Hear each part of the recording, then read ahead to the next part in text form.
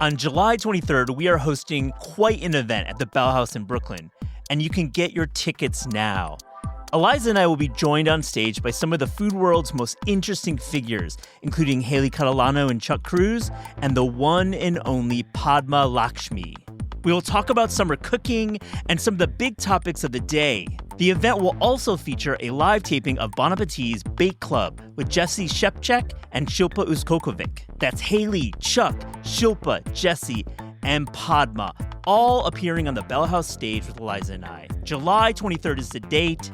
Get your tickets at the Bell House website or the link in our show notes. I hope to see you there.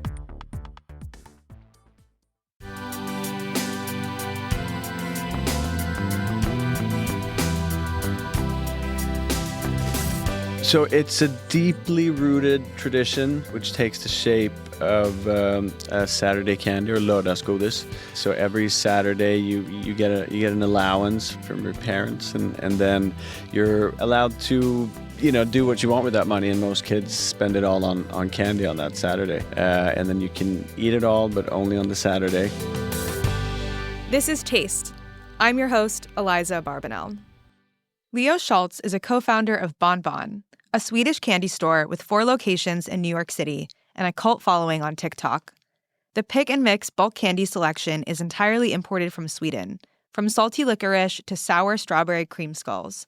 Today on the show, Leo talks about growing BonBon's candy empire, meeting viral demand, and building a candy library. Also on this episode, I share with Eliza my visit to the fancy food show. I got to walk the floor for a couple days, and I highlight some of my favorite brands. Hi, Matt. How are you? I am great, Eliza. I just returned from the fancy food show. Have you ever been? I went last year with you. Oh, we went together? Right? Did we go together? It's one of those things that it's like being in a casino. There's so much happening. There's so many shiny things to look at. I am really happy that you went and that you can give me the highlights because I don't think I have the constitution for it. I think we did go together. I remember this, that we had a lot of little snacky bites. Yeah, there was a lot of cheese and boxed pasta. Yeah, we did go together. This is right. Okay. This is bringing something up for you. It's bringing, yeah, because I've been to a few of the fancy food shows in New York and in other places in Expo West. And I mean, for me, it's one of my favorite few days of the year. I really like this edition. I think they did a terrific job. I like it because, of course, you're going to go to the big pavilions that have France and Portugal and Saudi Arabia, and they're presenting their country's best producers, which I love. But what I really, really like is going to the smaller producers. They made a lot of efforts to lower the cost of entry for younger founders, and Startup CPG is one platform that hosts a whole area at a lot of these trade shows. And I went there first and I got to meet with a bunch of founders. And I have some discoveries to share. Okay, I'm very interested. Well, and I think what I looked at, I wouldn't call these the best. I didn't survey. I was there 2 days and I got to meet with a bunch of cool people. But I'm not going to call this the best. I have judged in the past, and this is not a judging format. So to be clear, if I don't call your name or if I met you and I don't mention you, I'm sorry, I apologize. But this doesn't mean you're not the best, because I really did meet some cool founders. But to start, Maru Chocolates, which I think I may have even mentioned on the show. I discovered them at the Meadow in Portland, but I got to meet with one of the representatives. And again, this is a chocolate company from Vietnam doing single origin chocolate that has always impressed me. There's a lot of dark chocolates. That's one of their focus groups, at least on their website, and what they were tasting at the show. And this is a company from Samuel Maruta and Vincent Maru. They are the founders, and the cacao levels swing between 70 and even 100% cacao. And I just really enjoyed the few bites that I had, and this company in general. That's Maru Chocolates. Yeah, I've had Maru chocolate before, and I think it's really good. It's really good stuff, and it's cool to just have a little chat there. Because, again, I'm just getting to meet the people and talk to them and hear their story. Moving on, Barris dipped raspberries. Now, there's been a trend I've noticed at all grocery stores, Trader Joe's, etc., for chocolate-covered frozen fruit. It's like we started with bananas. That was the one that I think everyone had, but I've been seeing it everywhere. Just like frozen fruit with either chocolate, sometimes with yogurt, just like dipped frozen fruit. Have you seen this in? Yeah, I can't remember the name. There's like a sour dipped frozen fruit. Do you know what I'm talking about? I do. I absolutely don't know that. I can't remember. What's that one called? But Fruit Riot is Fruit this Riot. sour frozen fruit that I have not tried still, but my sister says it's delicious, Yeah. and I feel like it's slowly making its way over. So this is a chocolate dipped one that you yes, had? this is Barris dipped raspberries, and their tagline is the perfect frozen bite. Quite a fighting words there, but I really did enjoy meeting them and trying.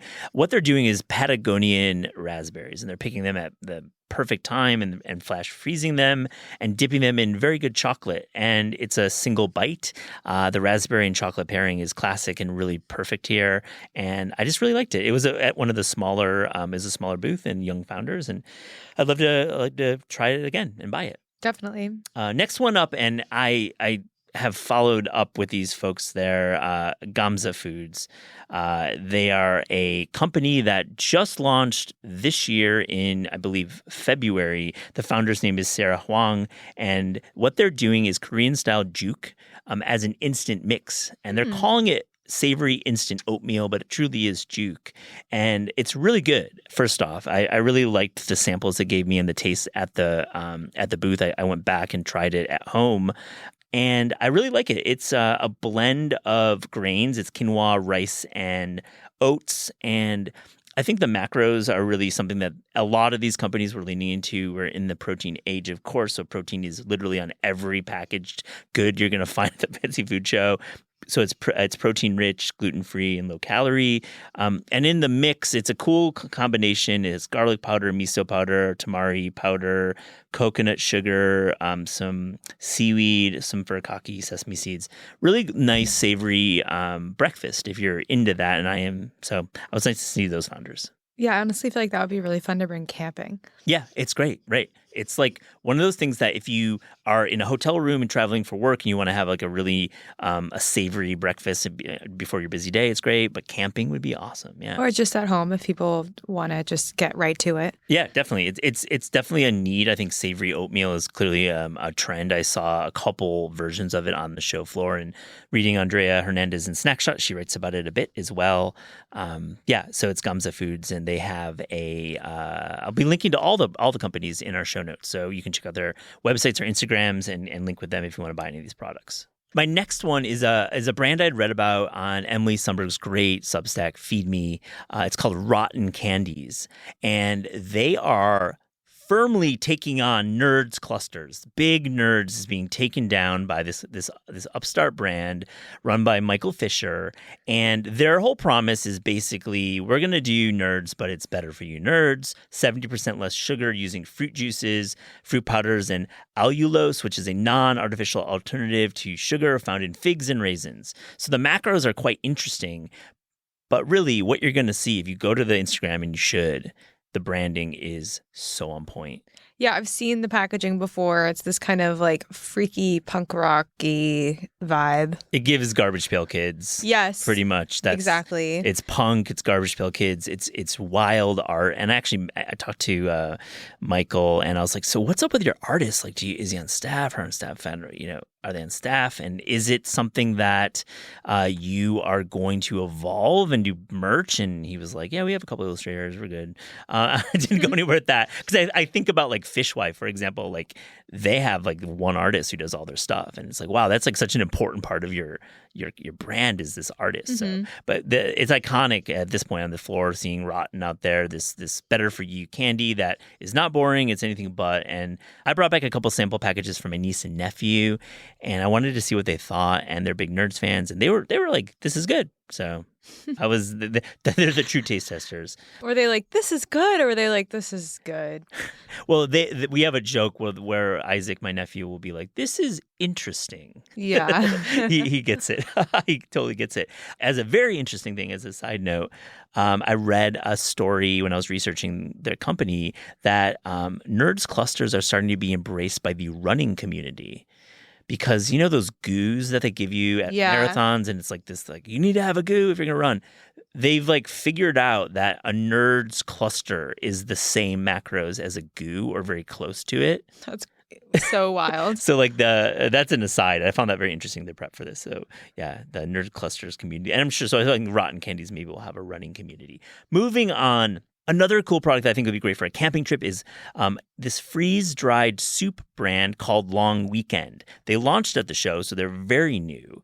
And they're doing tomato bisque, carrot ginger, and minestrone in these just add water, shelf-stable pouches. And I loved it. I thought it was really good. Like, I'm not going to eat a lot of freeze-dried soups typically, but I may, like, if it's good. And I don't know how many good ones I've had, so I was excited about that brand. Yeah, I think it makes sense. Like, that's a category that doesn't have a lot of innovation in it necessarily. Yeah. I think for me, I really love the act of making a soup. I know. But I don't think everyone does, and maybe they'll be especially interested in that. Yeah, like getting a tomato bisque, like you can, of course, make it, and it's wonderful when you make it. But if you are craving that and you don't have the time, you're at work maybe, cool opportunity, great branding. Obviously, the theme, especially in these young founder booths, was just really being smart about branding. Well, speaking of branding, a company that I really liked was Perry. And I spoke with the founder, Elisa Vitesi, and she was cool, and we caught up. And I really like this. She's doing 2 products now, and it's in the NA category. She's doing a modern Moscow Mule and this thing she's calling a slice of spice, which is the one I liked the most, which was a drink that has adaptogens, black pepper, chili extracts, and horseradish. So a very spicy NA or a mixer. I think you can use it both ways. That was my kind of vibe with it, but kind of like a ready-to-drink cocktail for the beach or for entertaining. Really good branding, and I liked catching up with her and hearing the story. That's Perry. Okay, what else do you have? 2 more. And again, these aren't my favorites. These are just ones that just popped into my head when I was doing my research. This is cool. It's a Michigan company, the Pie Collective by Achatz. And they are based on the east side of the state. And Achatz is a familiar name for anyone in food. And yes, Grant Achatz is a family member, a relative, but is not involved in this from chatting with them, at least. It's not his company, but he's a family member. It's from David and Wendy Achatz. And the pies are excellent. And if you live in Detroit, you may know about Pie Collective, which is their kind of brick and mortar pie shop that there's like 7 or 8 locations all around the metro area of Detroit. But they are entering the grocery store aisle with these cool products that you're going to find all over the country. These are frozen pies that you can, thaw out and serve. They're doing a Michigan apple, a cherry, 4-berry, pumpkin, and they're doing a savory chicken pot pie. And I really like them. I think frozen pies, I think we typically want to make our pies or buy them fresh from the farmer's market or from a bakery. But sometimes when you're in a pinch and you want a pie, you got to go to a good brand, and Sara Lee might not be cutting it. So this is kind of a cool. Yeah, I actually never want to make my pies. I want them to be made for me. Definitely, same. And I have a lot of strong childhood memories of those Sara Lee type chicken pot pies, and I always looked forward to them when my mom would decide to put one on the table. So I think out of everything you've mentioned, honestly, that might be the sleeper hit for me. I like it. I like to hear about this. The chicken pot pie, your past. I like that. Yes, exactly. Yeah, my mother as well loved a chicken pot pie for dinner. When we were busy families, you have a chicken pot pie. Yeah, even me, I'm not a busy family. I'm just a busy person. I still want a chicken pot pie. Yeah. Well, last one was kind of a cool, innovative product. And it isn't like the sexiest product, but it's called Salad Sprinkles. And these are gluten-free rice little balls that they're not croutons, they're tiny, but you sprinkle them into your salads, and they have 3 flavors: classic herb, chili crisp, and maple sea salt. So I guess you could use the sea salt and maple and other things in salads, but I really, really like them. They're gluten-free, as I mentioned, and really a cool way to jazz up a salad, get that crunch in there, and do it in a way that's really simple. So Salad Sprinkles. Yeah, I think that's really smart branding alone. And thank you for forging out into the fancy food show and bringing back so many delicious, interesting things to talk about. I really respect the level of schmoozing and snacking that you did. It was schmoozing and snacking. I did a couple speaking things there too. I got to hang with the Hot Ones crew. Chris from Hot Ones is an old friend, and got to hear all about the world of Hot Ones. What a crazy, crazy world there. Yeah, there's a lot going on. A lot going on. It's great. Well, I appreciate you giving me this opportunity, Eliza. Yeah, thanks for sharing all the fancy food show stuff. Leo Schaltz, this is Taste. Thank you for coming on the podcast. Thank you for having me. I'm really excited to talk about candy first thing in the morning with you. It's a good way to start. I agree. I'm very fortunate. It's the first thing I think about and the last thing I think about. Yeah, do you feel like your craving for candy has increased or decreased since starting BonBon? I think I have a lot of vices in my life, Okay. and candy is one of the least bad ones. Yeah. I eat a healthy amount, not too much, but there's definitely a part of the job that is quality control that I try to make the most out of. Well, you take it very seriously. You have to. Extremely seriously. I mean, we coined the term candy sommeliers, and I think we take that title very, very seriously. So I want to get into BonBon with you, and its growth certainly here in New York has been really interesting to watch as someone that's been, eating candy and like living alongside all these locations. But before we get into that, I'm wondering if you could tell me an early food memory that you have from growing up. I don't know if you have one that involves candy or just one in general. Like a special food memory? Yeah, or one that like you look back on and you're like, oh, that must have like impacted me in some kind of way. It's not candy related, but when I was little, I remember the first time I had like fancy food, and it was my mom. She made a lobster and gratin with like cream and mushrooms and shallots and cognac and like a little cheese, and I just remember that it felt very, very, very special and turned out to also be very, very delicious. And I think to this day, it's one of my favorite dishes. That sounds really good. Yeah. So BonBon is a Swedish candy store. You import the candy from Sweden. How would you explain the like cultural interest of candy in Sweden to somebody that hasn't like been there before? So it's a deeply rooted tradition, which takes the shape of a Saturday candy or lördagsgodis.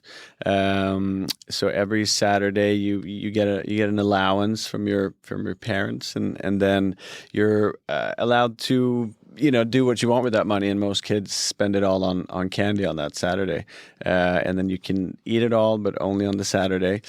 And that tradition has its roots, dark roots, from the 30s or 40s when the Swedish government, or I think sugar rather, started becoming more of a staple ingredient in the Swedish diet.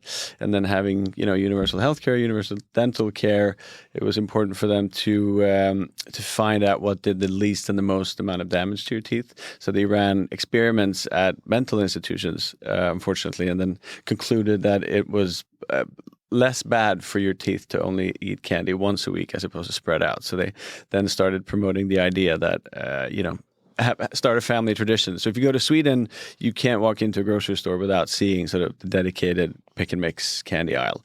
And I think it's one of the primary things that Swedes miss from back home, that, when your parents come to visit, it's like, what can I bring? Like candy. So it's very big for us. Sweden is not a very religious country, but this is definitely one of the type of religious weekly traditions, different from church. But yeah. I've never heard of the reason behind this or the 1 day a week thing. It's blowing my mind right now. It's the most practical way you could do something impractical, like eating a lot of candy. Yeah. So I shout out New Yorker. They wrote a piece about BonBon in our first year and kind of were able to pinpoint the origins of it. So yeah. I feel like licorice is probably the most famous Swedish candy. Are there any other staples that you would point to? Other than the licorice, I would point to this sweet mixed with salty phenomenon. That is sort of a very classic Swedish type of candy, where half of it is salty licorice and the other half is a raspberry or a strawberry, and then those two flavors blend very, very well. I think that chocolate, our milk chocolate, is beyond delicious. Sometimes we're confused for Switzerland. I think the Swiss are perhaps more famous for their chocolate, but ours is more middle of the road milk chocolate. It's just incredibly rich and just round in its flavor and truly something special that I think goes or is second to the licorice as far as it's specific for us. But I also think the great variety of candy, like it's we don't want to be put into a box. Like any individual person's candy bag will have like 20 different types of candy, and I think that's the beauty of it. Yeah, I do think like going into a BonBon location here in New York, that is the interesting thing to me, is to look at what other people are putting into their bags, or even like the bin that has the least amount of stuff in it, because I feel like it must be the good thing. Yeah, you can learn a lot about people. When me and my co-founders first started BonBon, we all thought, well, I have the best taste, and they were wildly different. And you're like, all right, you're a psycho. How do you like that candy? And then we were all wrong, because there's just too many different varieties. So what was the original idea for BonBon, and when did it start? So my two co-founders, Robert and Salim, asked me, or summer 2017, and said, hey, we're going to open a candy store. Do you want to be a part of it? And I said, yeah. And that was because they were like the homesick Swedes in New York that wanted candy. I think it's also, other than asking your parents and family when they come to visit to bring candy, another like, after party drunken conversations like, we should open a candy store. Yeah. Candy's so good. But then you don't actually follow through with it. And I think we actually followed through with it. And have been fortunate to open more stores now. Yeah, I was actually living on the Lower East Side in 2018 when the first store opened. Wow. So I remember walking by one day and seeing people and, this pink, and I was like, what is this in the neighborhood? Like, what is this candy? I need to try it. And I know you've been kind of steadily growing over the years, but I feel like last year, 2024, is kind of when BonBon really like hit a critical mass here in the city. Would you agree with that? I would absolutely agree with that. We've been, growing steadily and have been able to open more locations, but never to the point where we had like lines around the block. Like we were busy on the weekends, but nothing of the sort. Yeah, I think it was good for us that we grew at the pace we grew for the first, 5 or 6 years. We definitely got caught by surprise and had to play catch up a lot during 2024 and had to airlift a lot of candy from Sweden because just the bins were empty. Yeah. And that was because of like TikTok and TikTok. videos. Yeah. We have a longtime customer, Mary Grace, that one of her securing the bags late at night videos that she posted, I don't know, it kind of tickled the algorithm in the right way. And then later that night, I remember seeing on my phone just the Shopify app, like I was like, oh, something is wrong here. This is not normal. Mm-hmm. And then the way TikTok works, that I've now come to learn, is just that, as you hit one audience that is more likely to kind of present you to one audience, and it just like becomes this monster that kind of feeds off itself. We had no idea what to expect, but now, like a year and a half in, we've kept growing, and we're very fortunate and humbled by that. Yeah, I think sometimes with food businesses, especially here in New York, that go viral, like there's a ton of interest in the beginning, and then sometimes it trickles off, and then maybe the business has even like staffed up to meet demand, and then all of those people aren't going to use. But it seems, at least from my side of it with BonBon, that there is this kind of sustained interest. Yeah, I think also we are fortunate to be selling a product that, like, we didn't invent candy. There's people have always really liked candy, and when you eat good candy after it's done, you're gonna want to get more candy. So it's more established than like a cronut or a special truffle pizza. Yeah. And also it's sugar. Like it's like meant to be addictive. Yeah.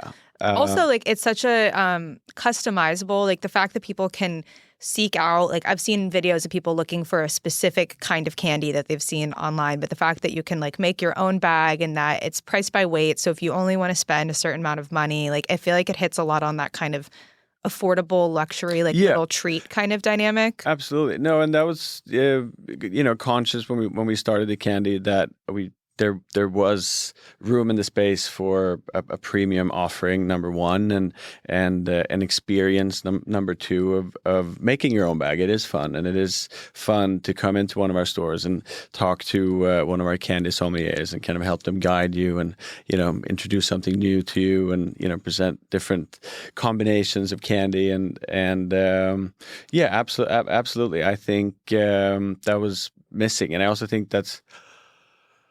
I don't want to brush too broad of strokes here, but I think there is like a premiumization of, food, and I think candy was ripe for that. But just like you say, it is affordable luxury. You can, spend $2, you can spend $100. So I think that is the beauty of it. It's very democratic in that way, and everybody gets the same fancy, candy bag and fancy shopping bag, and that is a source of pride, I think, and we're very fortunate that people feel that way about our brand that we've worked very hard for. Yeah, and even though it is Swedish candy, like the history of candy stores, bulk candy stores in New York also goes back a long ways. Economy candy is like not that far away from your first location.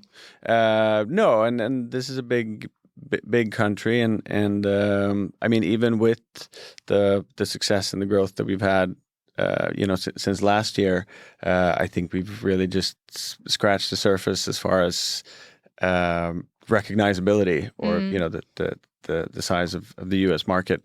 And when we opened the first store, we were very committed to making sure that we gave people a reason to come to the store. We believe that retail. Retail's not dead, only bad retail. So we train all of our staff members. Everybody wears, the proper uniform and are excited to serve our customers. Yeah. What is the kind of breakdown of sales between online versus in-store? So we have all said that we're not going to talk too specifically about numbers, but e-commerce, I say retail is our largest sort of channel, and e-commerce is, between 20-30%, and then we, wholesale is also part of our business. We have a fairly large events side of the business, and then each retail store also has an on-demand aspect, so you can order candy on Grubhub and DoorDash and Uber Eats. Yeah, that makes a lot of sense. But retail is, our foundation, and it's still the thing that we are very excited about. And you have, 4 or 5 stores in New York now? So we have 4 stores open. West Village is days away from being finished, and Sag Harbor is like maybe weeks away from being finished, but not too many weeks. I'm the time optimist in the group, so. But West Village is very close to being finished. So that'll be 6 stores. And we plan on opening more, but we're definitely conscious of not saturating the brand or sort of not being as attentive to detail and as involved with each individual store. Yeah. You mentioned earlier having to like airlift a bunch of candy over when you had that first wave of interest. I'm curious like how you go about sourcing the candy, and if like right now you kind of have your pieces that are in all of the stores, or if you're kind of always looking to be bringing in new things. So we definitely have a core of favorites, top sellers that we always try to have, which is about 50 varieties. And then we try to the best of our ability to have, about 80-90% of the same setup, and then kind of try new SKUs and things that we think people might be interested in. I think with this recent surge in interest and demand for Swedish candy has like forced us in a way to bring in a lot of new candy that we maybe wouldn't have brought in at the same rate. So it's forced us to get a little creative, but yeah. And then you also started making your own candy. Yes. So we launched our first flavor, sour wild strawberry, in, I believe, 2021. And then we complemented with a sweet wild strawberry, a sour elderflower, a sour blackberry, and a sour peach in the spring of 2023. Since then, we've added a salty licorice bag in 2024. And this, just a couple weeks ago, we launched a Pippi Longstocking collab with the Astrid Lindgren company that we're very, very excited and proud over. Pippi is definitely a character that, stands for everything that BonBon stands for. The idea of to never grow up and always, seek out the fun in life to the best of your ability. And Pippi was also a big candy lover. What flavor is that one? So we've tried to, stay true to the Swedish roots. We've, taken what we consider Swedish berries that you definitely have here too, but just that are a little exotic. The Pippi collab allowed us to introduce an element of tropicality to it. So it's pineapple with a little bit of apricot and a little bit of peach. Because Pippi's dad was a pirate, so he was away in the... Oh, obviously. Yeah. So that allowed us to step outside of our comfort zone. And later this year, we're also launching a crispy milk chocolate bar. Ooh. Yeah. Do you go to like one of your favorite candy makers and say, hey, we want to do our own? Or is there like a specific like wholesale white label candy channel? There's a very specific candy channel. There aren't that many factories in Sweden anymore. Like everything that gets produced gets moved to other countries for cost reasons. We're fortunate enough to work with truly the wizard of candy who's been making candy for over 50 years and runs a factory in the south of Sweden. And it's a very traditional man, so it took a long time before he allowed us to make our candy there. And then in collaboration with them, we developed these products, and that process was a lot of fun. Everything from the design to the flavor palette, sour intensity, and so on and so forth. So we're fortunate to make all of the candy that we're currently selling at that factory. That's cool. And I imagine like having an eye on the SKUs that are selling in all of the stores, you can kind of get a sense of like what gaps there might be in the market or what people are really interested in buying. Like, does that kind of help inform what you decided to make yourself? Absolutely. I will say that the salty licorice was a passion project first. We're still trying to change some minds, and we haven't fully cracked how to do that. I think we have to come up with a solid enough marketing campaign. Yeah.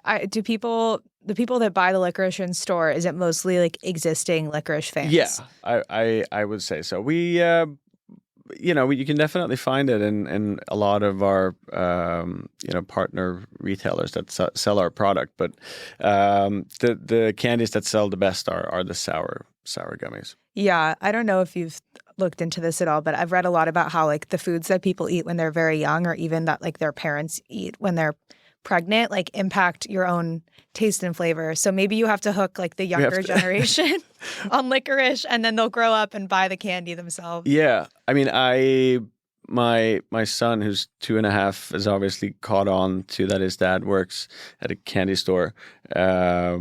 So I try not to give him any candy, but sometimes I've been, it was easier to, and then I've only been giving him salty licorice just to try and, well, at least you're not going to like this, but he realizes that it's special. So I think, he'll be the first. You're raising a little Swede. He's going to grow up to like it. Yeah. That's funny. Yeah. I was wondering if you could tell me a little bit about the like candy library that you have in Red Hook. Yes, so that is another not a lifelong dream, but a dream for all of us to build a library inspired by the world of Harry Potter. So we wanted to make a full floor-to-ceiling library, essentially, with one of the ladders that you can kind of slide across. It didn't work out for practical reasons to have it fully, mahogany bound library. But our Red Hook store, or not our Red Hook, our Williamsburg store that used to function as our warehouse for the other stores actually still has the sort of the library feature, and it's not the most ideal, but it's a lot of fun, and we couldn't resist the possibility of building our candy library. So we have had a couple of times very select tours. So maybe we can schedule that, and we can take you through a proper tasting. Yeah, I would love to come to the candy library and like thumb through all of the candy and see the new things. Do you keep like things that you don't sell in the store, or it's just kind of like a warehouse? As we stock more SKUs than we have bins for in the store. We keep some special boxes in the back for the customers that we know like them, and then that adds. I think that adds a touch of interest in our customers. It's like the rare books section of the Harry Potter library. It's the rare book section. I get the reference.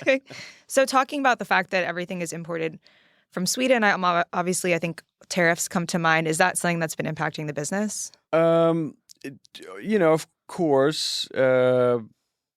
Of course it has, because we pay a higher tax on the products that we import, so it has an effect on our margins, as does many other factors, as the value of the dollar, the cost of oil, because for obvious reasons, the cost of sugar, the cost of everything. I never thought that our little candy business would be so affected by international politics and economics. So far, we're not gonna change any prices unless we absolutely have to. And I just think that uncertainty is not good for anyone. Mm-hmm. But we're so far managing. Yeah, I think you're right. There are so many factors. I think sometimes with candy, it appears to be like a finished product, but you don't think about the fruit and the sugar and the packaging, all the things that go into it to get it to be that point. And we're all, everywhere that those things come from. Yeah. So yeah, we'll see where we end up. I'm curious, just from your perspective on the business, you said sour is the most successful. Do like shapes and colors also impact what people are interested in buying? Good question. I absolutely think so. I would say that there are two camps. People who prefer the smaller pieces, I think, because it's just easier to restrain yourself. And then you have the people who prefer the larger candies that like to hold it as almost like an accessory. Yeah, but the candy bracelet school. Yeah, and I think the texture of all the different candies is definitely a big thing and makes a big difference. So yeah. Yeah, did you go to any like American candy stores when you were thinking about opening BonBon? No, I wouldn't say that. We wanted to create a nostalgic, beautiful, at the time, Instagram friendly, old school style store where when you went to different shops to buy your different groceries. Okay, I want to play a rapid fire game with you to close. Okay. I'm gonna make you play some favorites. Okay. Your favorite candy at BonBon right now? The salty licorice twist that we make. Team licorice forever. Always. Okay. A Swedish dish that you think should be more popular here in the U.S.? Swedish hot dogs? Some very interesting toppings. Yeah, what are the toppings? I think the one that might not do so well here is the shrimp salad. It's incredible. On the hot dog? On the hot dog. Oh. But crispy onion hit, obviously Swedish mustard hit. I could be into this. And you do hot dogs at the candy stores? Yeah, every Sunday in Red Hook. Do you do with the... Sometimes we have the shrimp salad, but that's like it's like an off menu item. Like if you know, you can have some shrimp. We don't want to scare people off. Okay, I'll try to ask for it when we go. Yeah. Your favorite lunch spot in New York? Cafe Commerce that just opened on the Upper East Side, or I guess reopened. Mm-hmm. Love it. Your go-to late night snack? Irish truffle chips. What is that? The Irish chips brand. They have a truffle flavor, and my mother-in-law brings them from Massachusetts. Okay. It's incredible. Your go-to breakfast? Or no breakfast? Coffee and water and a portable yogurt that you can drink. Okay, finally, a fictional food scene, like from a book or a movie or something made up that you wish you could magically eat in real life. So they made a TV show of Pippi Longstocking in the 60s or 70s. And there's this, and I watched it when I was a kid. And there's a scene when she goes to the candy store, like buys out the candy store. And there's like a Swedish pastry. It's like a coconut ball with like a weird, it's not cream, but it's like cream something in the middle. And I don't know, it just looked delicious. And at the same time, they'd eat that and like long candy ropes. Wow. It's just a very magical scene. It's, it's very cool. I'll have to go back and try to watch that. But I love that you're every day getting closer, I think, to making that for yourself by having the candy store at least. Yeah. This has been so fun. Thank you so much for coming on the show. Thank you so much for having me. It was a lot of fun.